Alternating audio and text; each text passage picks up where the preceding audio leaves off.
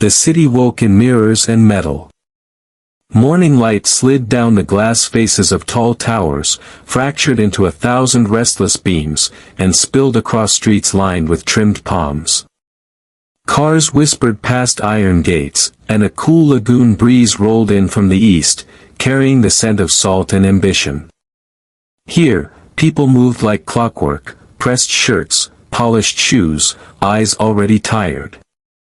Every corner gleamed with money and every face hid a quiet hunger. At the edge of this perfection stood the Haven Diner, a polished glass cube with chrome fixtures and marble counters that reflected the city's pride.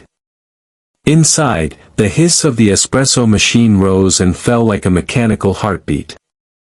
Plates clicked, cups chimed, and the faint sound of jazz from a small radio softened the rush. Waitresses floated between tables with trays held steady above heads. Among them, Naomi Cole moved with a grace that came not from training but from endurance. She was 27, with calm brown eyes and skin the color of mahogany polished by light. Her hair was always tied in a neat bun, a small crown of order against the chaos of the morning rush.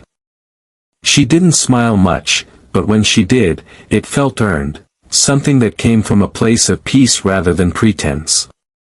Naomi's apron was spotless, her posture straight, her voice quiet but sure. She'd learned long ago that in a world that refused to listen, calm could be a weapon sharper than anger. Customers noticed that. Some respected it. Others mistook it for weakness. The diner was her stage, though she never asked for applause. She knew every regular by name and habit. The lawyer at booth 3 who always ordered black coffee with a drop of honey. The tired nurse at the counter who added too much sugar but always tipped well. The couple who fought quietly every Thursday morning but left hand in hand anyway.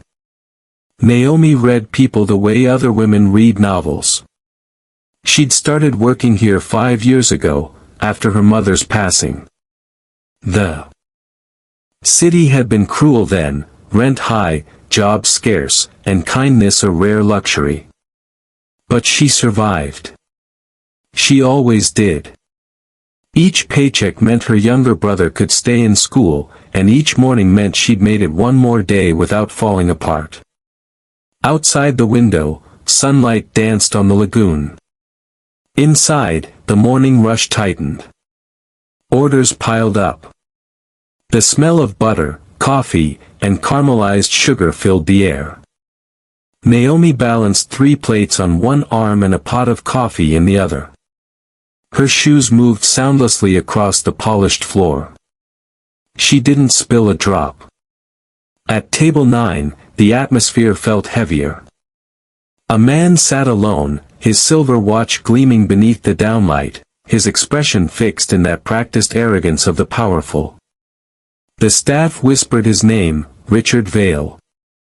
A millionaire investor with a reputation for cruelty wrapped in charm.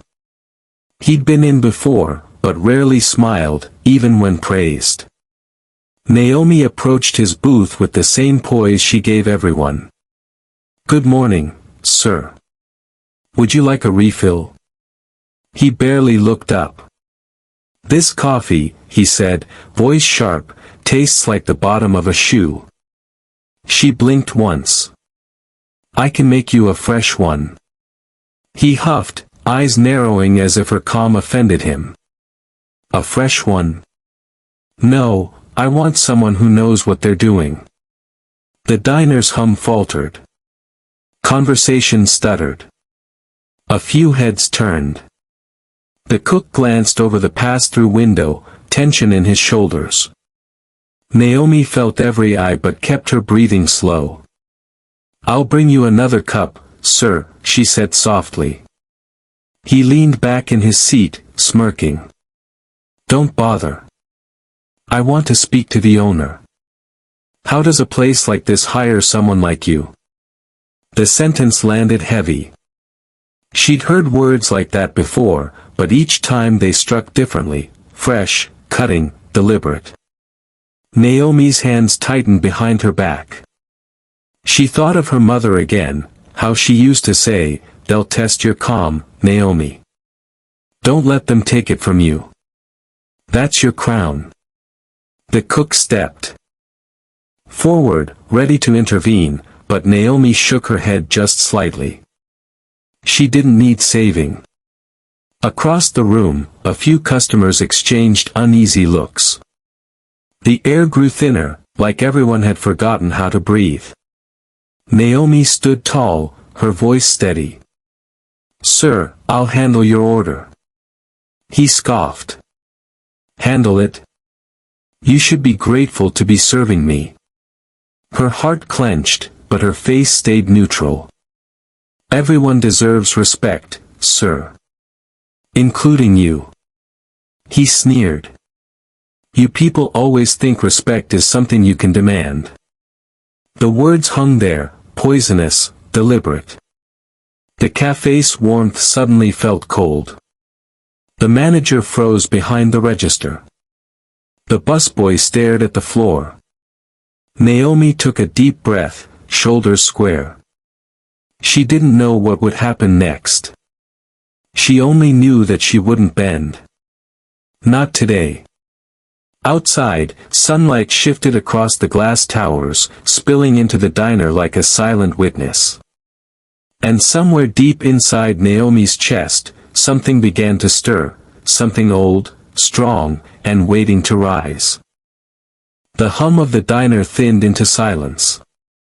Forks hovered midair, the hiss of the espresso machine faded, and even the jazz from the small radio seemed to hush itself. The moment was brittle, stretched tight like glass before it shatters. Richard Vale leaned back in his booth, one hand on his polished silver watch, the other tracing the edge of his cup. His suit was immaculate, his tie a perfect knot of power, but his eyes, those cold, calculating eyes, burned with the look of a man who believed his wealth made him untouchable. He wasn't used to being ignored, much less contradicted. Naomi Cole stood across from him, still as a photograph, the pot of coffee steady in her hand. Her calm unnerved him, it always did when someone he considered beneath him didn't flinch. She could feel his anger tighten the air, but she refused to let it touch her. He spoke again, louder now, his voice thick with privilege. "Tell me something," he said, waving a careless hand. "Do they train you to be this useless, or is it just natural?" A soft gasp escaped a woman at the counter. The cook leaned halfway out of the kitchen pass, flour-dusted hands gripping the counter's edge. The teenage busboy froze in place, his tray trembling slightly. Naomi drew in a slow breath through her nose. "Sir," she began, evenly, "I'll be happy to replace your order. You don't have to raise your voice." Richard let out a low, derisive laugh. "Raise my voice? You think this is shouting?" He slammed his palm against the table, rattling the silverware. "I could have you fired with one call." Naomi's voice didn't change. "That may be true. But right now, you're still a customer, and I'm still here to serve you." Her words weren't defiance, they were control. The kind that frightened men who thrived on chaos. He squinted at her, as if trying to find the weakness that should have been there. "You people," he said slowly, the words dripping venom, "always pretending you belong where you don't. Wearing uniforms, playing polite, thinking the world owes you something." Naomi felt the sting deep in her chest, but she didn't let it surface. She'd heard those words before, different voices, same poison. She'd learned to let them pass through her like smoke. "Sir," she said again, quieter now, "please sit down. You're making a scene." His jaw clenched. "Or what? You'll call your manager." He leaned forward, his breath laced with coffee and contempt. "Let me tell you something. I own people like you. Always have." It wasn't just arrogance, it was a confession of how he saw the world, divided between those who commanded and those who obeyed. The silence that followed felt like a held breath. Even the clock on the wall seemed to pause. Naomi stood motionless, her heart hammering in her ribs, but her eyes, her mother's eyes, stayed steady. "I don't belong to anyone," she said softly. Richard's laugh was sharp, cruel. "That's what they all say before they lose everything." He rose from his seat, looming over her like a shadow given form. "Maybe I should call security and show you what happens when you forget your place." The woman in pearls whispered, "Enough." The man at the counter muttered, "Let her be." But Richard was too far gone, intoxicated by the sound of his own voice. Naomi felt her pulse thudding in her throat. Behind the counter, the manager's hand hovered over the phone. The teenager's eyes darted between them, wide with fear. "Sir," Naomi said one last time, voice calm but trembling at the edges, "please don't say another word you can't take back." He smirked. "What are you going to do? Cry?" And then, like lightning through glass, the room split into before and after. Naomi stepped back once, pivoted on her heel, and in one clean motion, the sole of her black sneaker met his chin with a precise, controlled tap. A crack echoed, sharp. Sharp as truth. Richard stumbled backward, crashing into the booth behind him, eyes wide with shock. The cafe gasped as one. A fork clattered to the floor. Coffee sloshed over the rim of his cup. For one still heartbeat, Naomi stood there, her breath ragged, her hands trembling slightly. "You don't own anyone," she said. "Not today." Richard touched his lip, saw the red on his fingers, and stared at her like she had broken some sacred law. And in a way, she had, the law of fear. No one spoke. No one moved. Then, from somewhere in the corner, a slow, deliberate clap began. Naomi didn't turn to see who it was. She simply exhaled, the breath she'd been holding for years finally leaving her body. Outside, sunlight flashed off the towers again, striking the glass like a promise. Something had cracked open in that room, not just the silence, but the illusion that power meant worth. Naomi didn't know what consequences would come. She only knew one thing with absolute certainty: she had drawn her line, and she would not cross back. For a moment, no one breathed. The sound of Richard Vale collapsing into the vinyl booth seemed to echo long after he hit it. His suit, once perfect, now looked wrinkled and human. His mouth hung open, not from pain, but from disbelief. He wasn't used to resistance. He wasn't used to anyone, least of all a waitress, touching the untouchable world he lived in. Naomi Cole stood rooted where she was. The coffee pot had slipped from her hand and landed upright on the counter beside her, a miracle of steadiness in the middle of chaos. Her chest rose and fell in shallow bursts, her fingers still curled as if holding invisible strength. She hadn't planned it, hadn't thought, hadn't intended to hit him. It was instinct, born of too many mornings spent swallowing humiliation, of too many nights walking home replaying cruel words in her mind. But now that it had happened, there was no taking it back. The room, her world, waited to see what she would do next. Richard blinked rapidly, the color rising in his neck, flushing deep crimson. He touched his lip again, as though confirming the red smear of blood that betrayed his fragility. Then his voice cracked the stillness. "You," he started, his tone somewhere between disbelief and rage, "you just assaulted me." The cook leaned out farther from the pass, arms crossed. The woman in pearls didn't look away, her eyes were fierce, unashamed. A young man by the window whispered, she warned him. Naomi's breath steadied, and her trembling hands dropped to her sides. She could feel her heartbeat in her fingertips, could feel the weight of every second pressing on her shoulders. The line between right and wrong blurred before her, but the line between dignity and submission had never been clearer. "I told you to sit down," she said softly. Her voice didn't tremble. "You crossed the line." Richard staggered upright, gripping the back of the booth. "You're finished. Do you hear me? Finished." Naomi didn't answer. Her silence was louder than his shouting. He jabbed a finger at her, as if pointing could erase what had just happened. "Do you know who I am?" he shouted. "I'm Richard Vale. I can buy this entire block and have you gone by sundown." Naomi's lips parted, but her words came like iron scraped on stone. "You can buy buildings, sir. Not respect." That sentence seemed to slice the air. The woman at the counter nodded once, quietly. The busboy, still clutching his tray, whispered, "Yes, ma'am," under his breath, like it was an amen.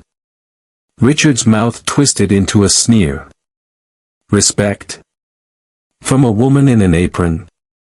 Naomi took a small step forward, not enough to threaten, but enough to claim the space that had always been denied her. "I've worked 3 jobs just to survive," she said. "I've been ignored, insulted, and underpaid. But I still show up. So if you think you can take the only thing I've got left, my self-respect, you're wrong." Her voice was shaking now, but it wasn't fear. It was truth breaking free. From somewhere near the door, a phone camera clicked to life. Then another. The red recording lights blinked like small, watchful eyes. The world was about to witness this.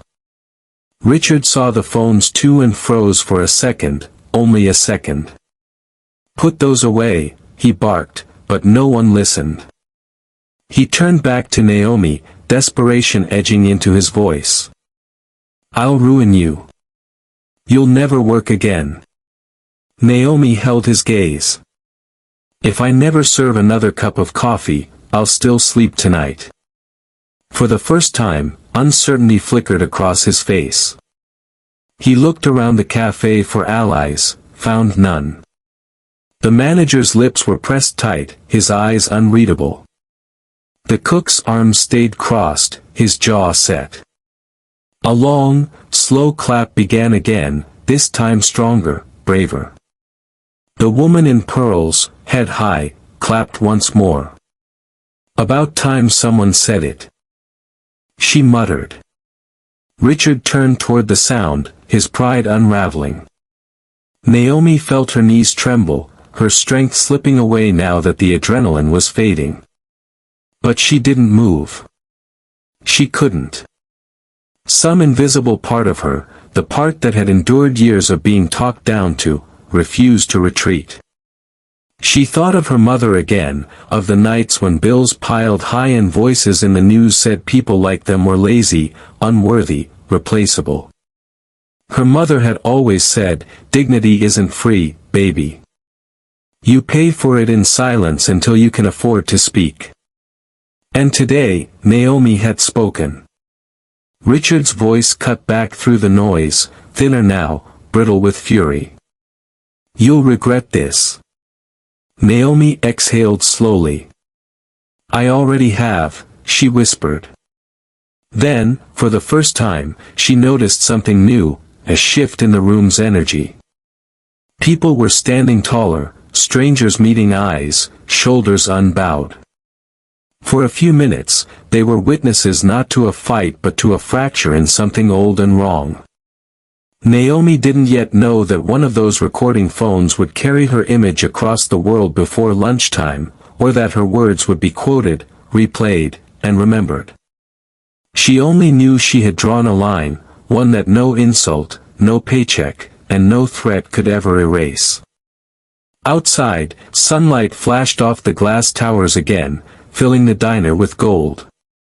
And Naomi Cole, still shaking but unbroken, stood inside it, lit like the calm center of a storm she no longer feared. The sound of the kick still hung in the air long after the movement ended, a clean, swift note of defiance cutting through decades of unspoken rules. It wasn't loud, not really. But it echoed in every corner of the diner, reverberating off the chrome, the marble, the windows, and the hearts of those who had seen too much silence for too long. Richard Vale sat slumped in the booth, blinking hard, one hand pressed to his jaw. His breath came short and angry, more from humiliation than pain. The gleam of his silver watch caught the light, once a symbol of control, now a reflection of something broken.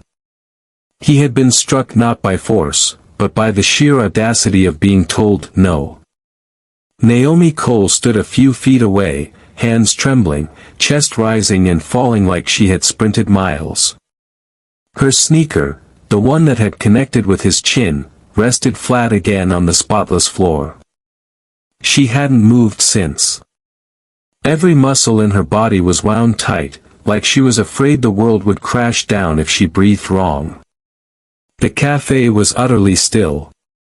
The only sound was the hiss of the coffee machine finishing its cycle, unaware of the storm it had witnessed.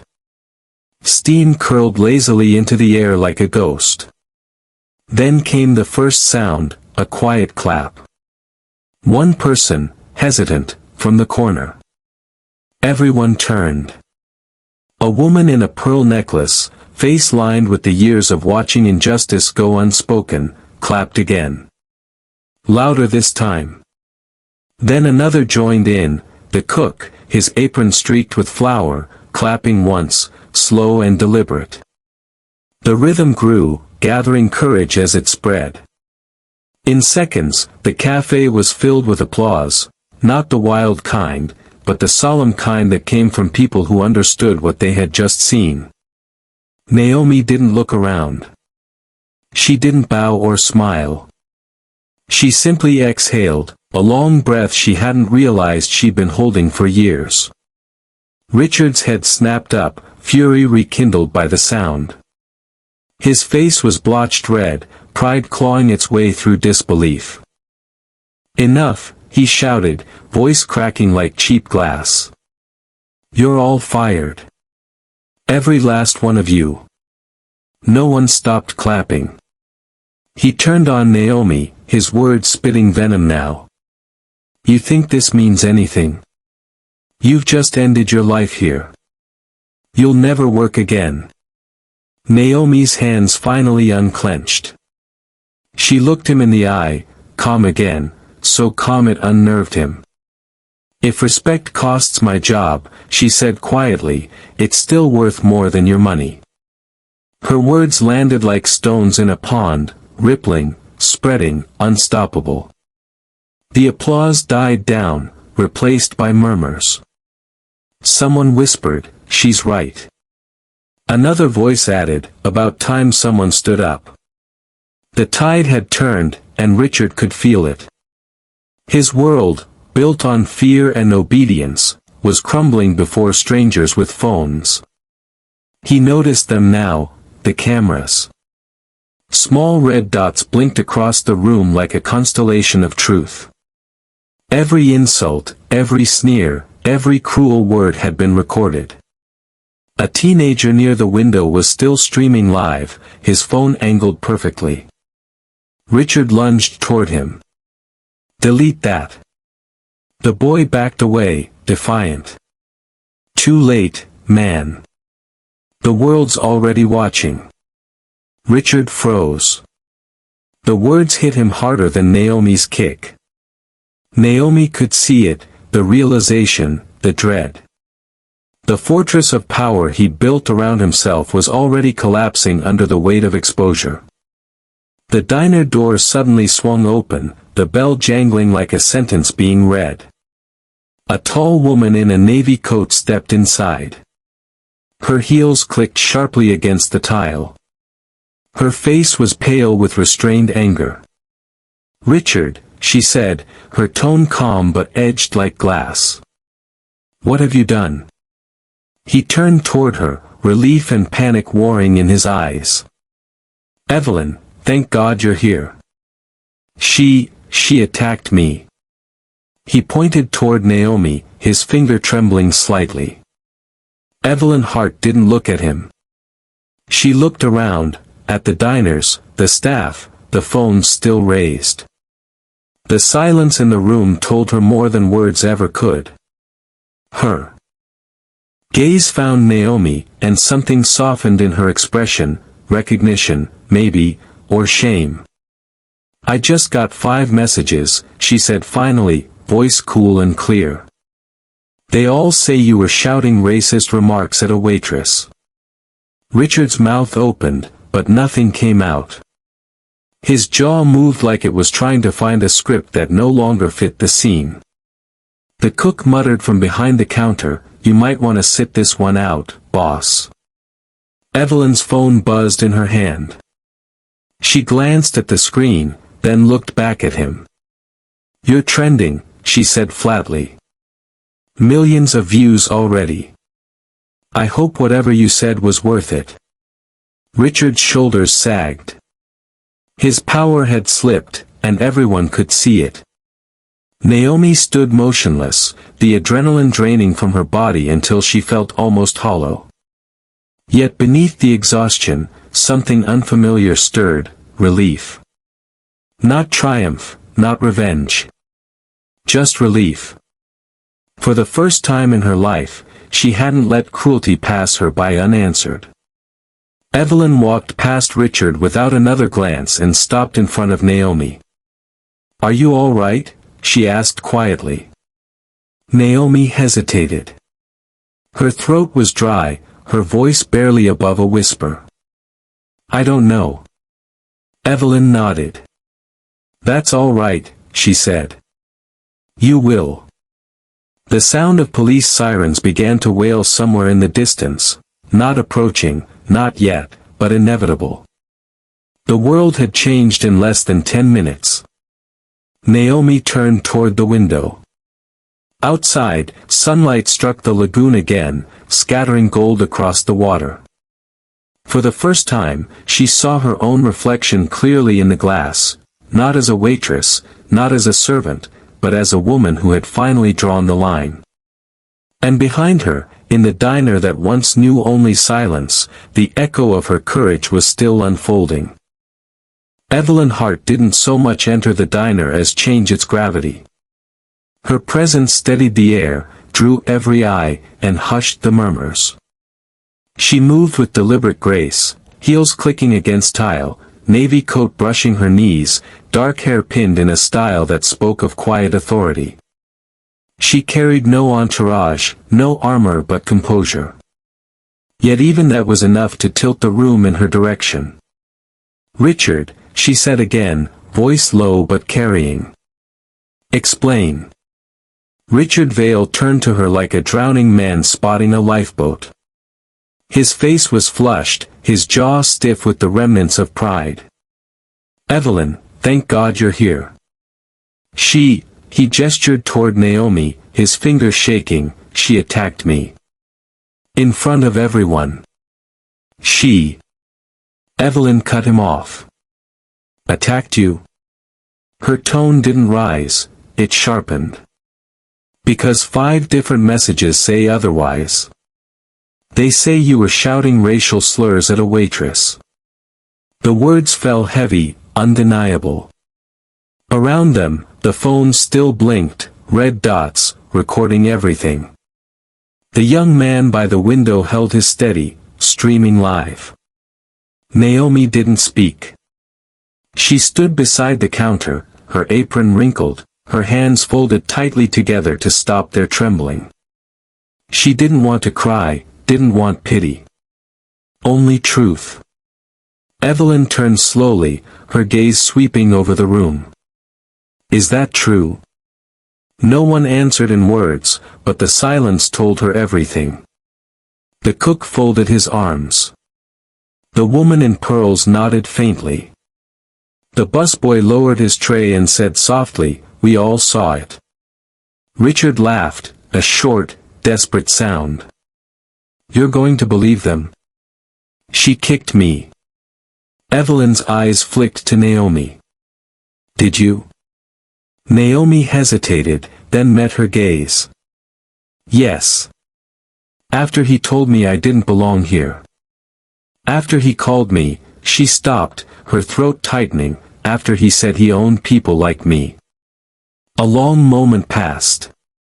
Evelyn inhaled, slow and measured, then exhaled through her nose. "And you," she said, turning back to Richard, "thought that would go unnoticed in a room full of cameras?" Richard's mouth opened, closed.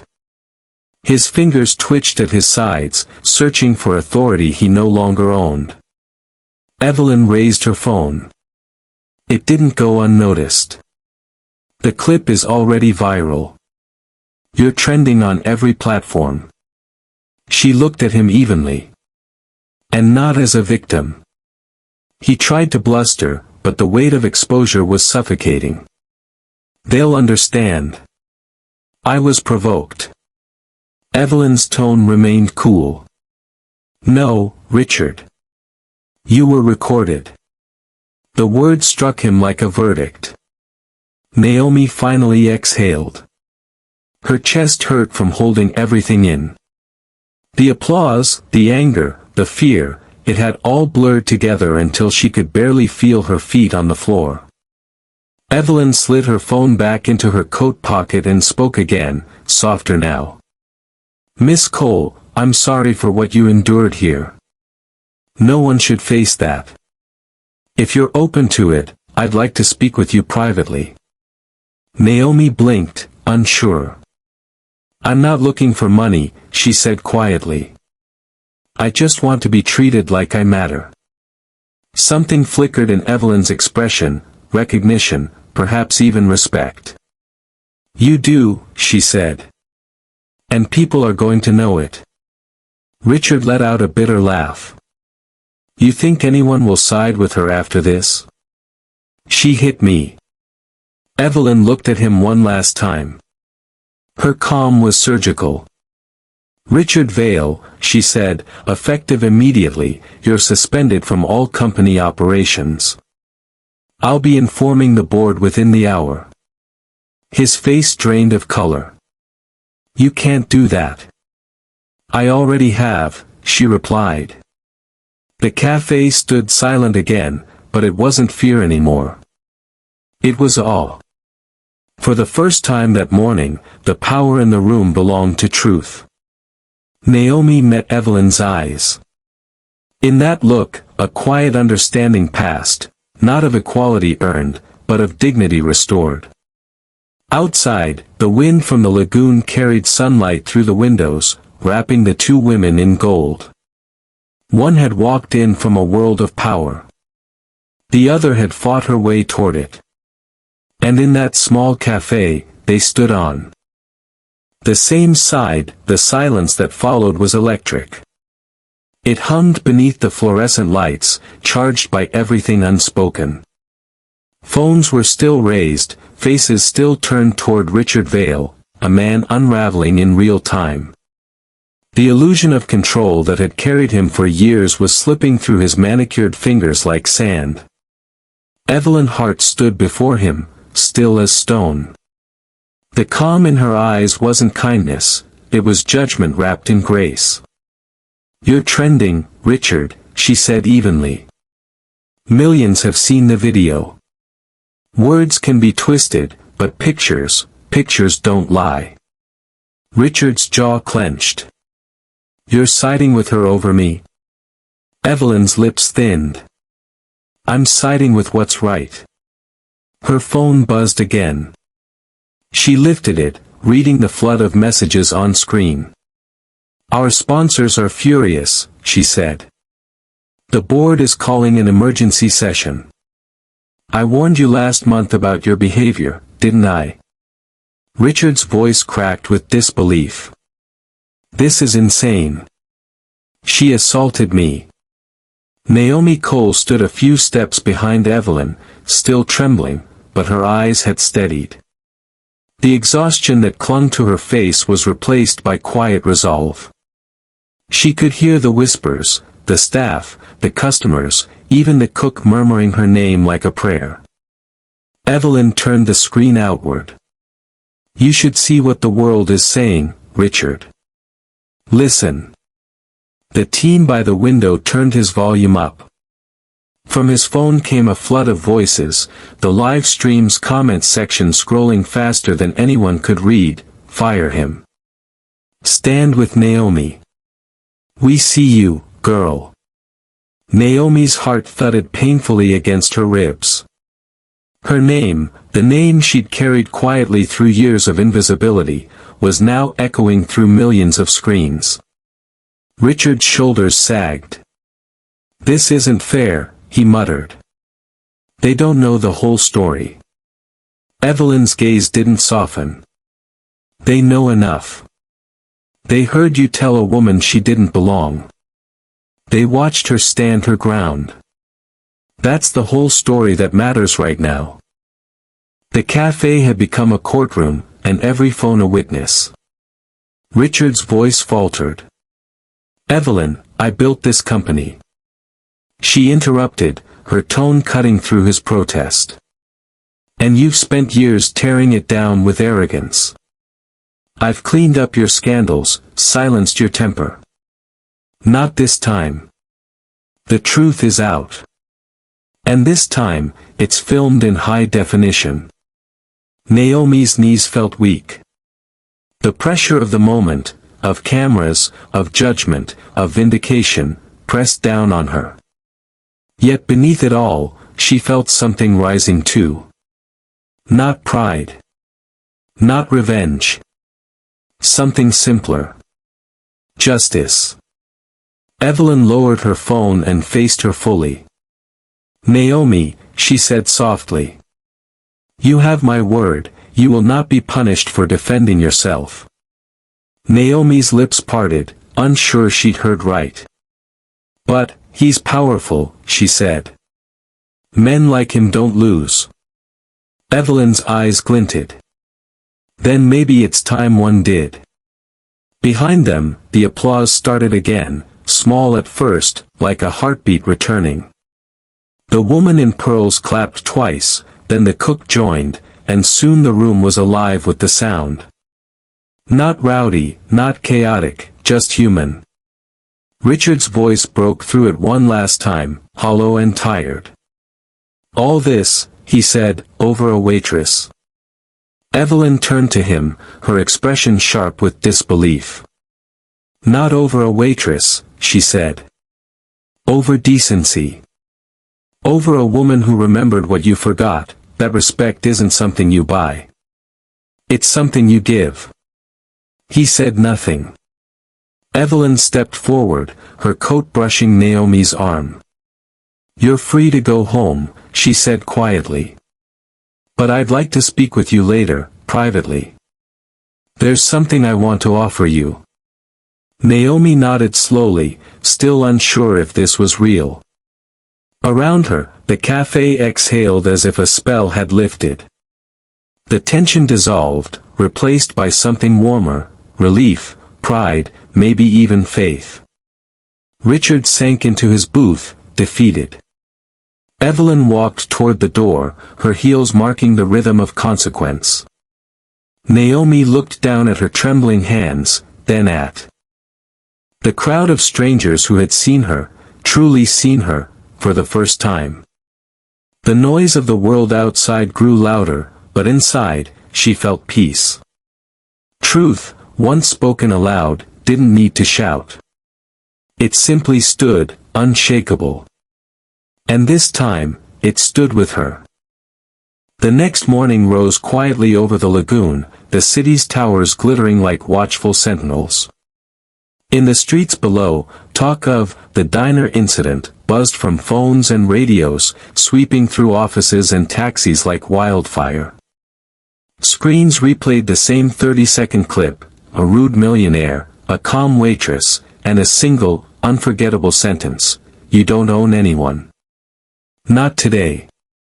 Naomi Cole stayed home that morning, sitting on the edge of her small couch, the television silent, her phone turned face down. The sun crept through the blinds and painted soft stripes across her hands. She could still feel the tremor of that day, the sound of applause, the weight of fear, the strange stillness that had followed. She hadn't meant to be brave, she just refused to be broken. A knock came at her door. She hesitated, expecting perhaps reporters, maybe her manager. But when she opened it, she saw Evelyn Hart, the woman from the diner, standing there with the same quiet composure as before. She wasn't dressed for confrontation now, just a cream coat, her hair loose, a paper folder tucked beneath her arm. "May I come in?" Evelyn asked. Naomi nodded, stepping aside. The apartment was modest, a couch, 2 chairs, a photo of her brother on a shelf. Evelyn took it in with a kind of respect, not pity. "I won't stay long," she said, sitting. "I know yesterday was heavy." "That's one word for it," Naomi murmured, managing the faintest smile. Evelyn opened the folder and slid a single page across the coffee table. "I came to offer you a position with our company. Director of Community Engagement and Equity." Naomi blinked. The words didn't make sense at first. "Director," she repeated softly. "I'm a waitress. I don't have a degree." "I don't." "You have something rarer," Evelyn interrupted gently. "Judgment. Courage. And an instinct for people that can't be taught." She leaned forward. "The world saw you stand your ground with grace. We want that voice inside our walls." Naomi's fingers brushed the edge of the paper. It felt unreal, like touching another life. "This isn't charity." "Not even close," Evelyn said. "It's correction. My company helped create men like Richard Vale. It's time someone helped undo them." Naomi's throat tightened. "I don't want to be the face of something," she said quietly. "I just want to make things fair." Evelyn smiled, small, but genuine. "That's exactly why you should." The 2 women sat in silence for a while, the hum of the city faint beyond the window. Evelyn's phone vibrated, she ignored it. "You'll have a team," she continued softly. "We'll train you, support you. But the heart of this will be yours." Naomi stared at the offer letter again. Her reflection in the glass table looked both foreign and familiar, the same face, but steadier. She thought of her mother, of the long nights spent whispering prayers over unpaid bills, of every insult she'd let slide just to survive. Maybe this was what all those silences had been leading to, a place where she could finally speak and be heard. She looked up. "All right," she said. "I'll do it." Evelyn rose, extending a hand. Naomi stood and took it. Their handshake was firm, equal, one born of shared resolve, not hierarchy. "Welcome aboard," Evelyn said. When the door closed behind her, Naomi sat back down, staring at the paper that now held the promise of something larger than a paycheck. Outside, the city kept humming, unaware that one of its smallest voices had just been invited to the table. Naomi leaned back, exhaling. She didn't know what tomorrow would bring, meetings, doubt, maybe backlash, but for the first time, she wasn't afraid of any of it. Because power, she realized, wasn't always loud. Sometimes it wore an apron, spoke softly, and waited for the right moment to say enough. Months later, dawn rose over the city not with noise but with purpose. The skyline shimmered against a horizon of gold and pearl, gulls wheeled above the lagoon, their cries slicing through the stillness. Far below, at the 24th floor of a glass building, a new nameplate gleamed on an office door, Naomi Cole, Director of Community Equity and Engagement. Inside, Naomi stood before the wide window, watching sunlight roll across the water. She still came in early, still carried the quiet discipline of a worker who had spent years earning every small victory. Her office wasn't lavish, just clean, uncluttered, and alive with things that mattered: photos from local schools, notes from single mothers she'd helped hire, thank you cards written in cramped, grateful handwriting. A steaming mug of tea sat on her desk. Not coffee. She hadn't poured a cup since that day. Her team was small but fierce, for people who believed that respect should not be seasonal. Together they drafted new policies, visited factory floors, and taught managers that listening wasn't weakness but strength. Naomi read every complaint herself, her red pen circling the words that mattered most. Each file felt like a story, each signature a step toward repair. That morning, she took a call from a young woman who worked in logistics. Her voice trembled as she described a supervisor who shouted and belittled her in front of others. Naomi listened without interrupting. "You did nothing wrong," she said finally, her tone steady and low. "We'll handle this. You are not alone." After she hung up, Naomi rested her hand over the receiver. The weight of responsibility no longer frightened her. It steadied her. She knew what it felt like to stand alone in a storm, and she had promised herself that no one under her watch would have to. A soft knock sounded at the door. Evelyn Hart stepped in, carrying 2 coffees, one black, one with cream. She set them down and smiled. "Still tea?" Naomi nodded. "Still tea." Evelyn chuckled, pulling up a chair. "Old habits. I still forget." They sat for a moment, not as superior and subordinate, but as allies. The silence between them was comfortable now. "The board is pleased," Evelyn said at last. "Complaints are down, morale's up, and 3 new sponsors signed on after seeing our community outreach work. You've changed more in 3 months than most directors do in 3 years."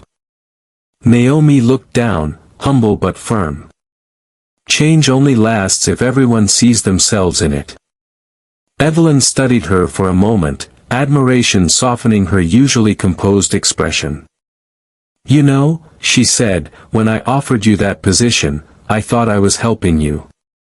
Turns out, you were the one this company needed." Naomi smiled faintly. "Then we both did something right." A pause followed. The air between them was thick with quiet respect. Evelyn rose to leave but stopped at the door.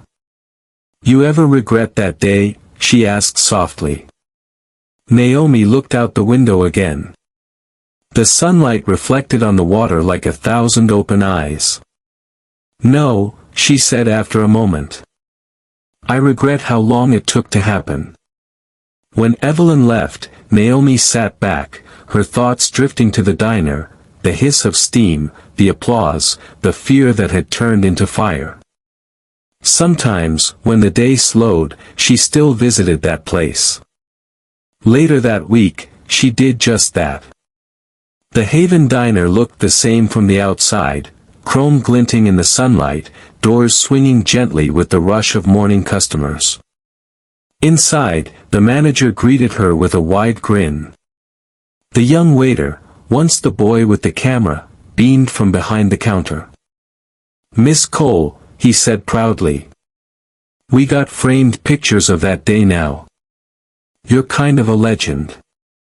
She laughed softly. "Let's hope it's a good kind." He nodded. "The kind that makes people stand taller."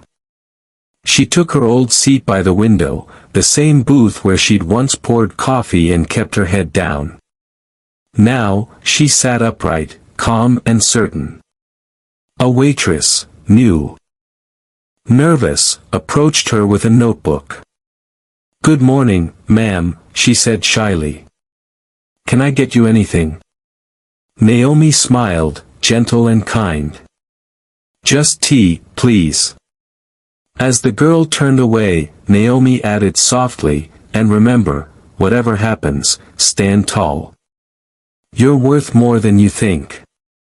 The young woman paused, looked back, and smiled with the kind of gratitude that didn't need words. Naomi leaned back against the booth, feeling the hum of the diner, the soft chatter, the smell of warm bread. It was the same world, but it wasn't the same woman sitting in it. Outside, cranes moved across the skyline, building new towers, new dreams. Somewhere in one of those buildings, her policies were being written into practice, policies born not from boardrooms, but from courage, from the simple truth that dignity is not a gift. It's a right reclaimed.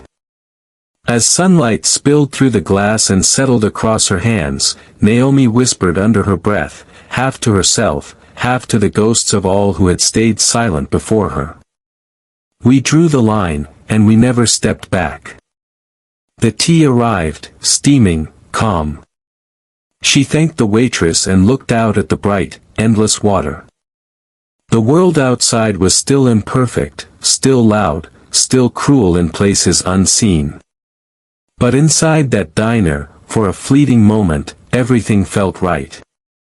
And in that quiet, Naomi Cole smiled, not as a symbol, but as a woman who had earned her peace, and left a legacy that would echo far beyond the walls of glass and chrome.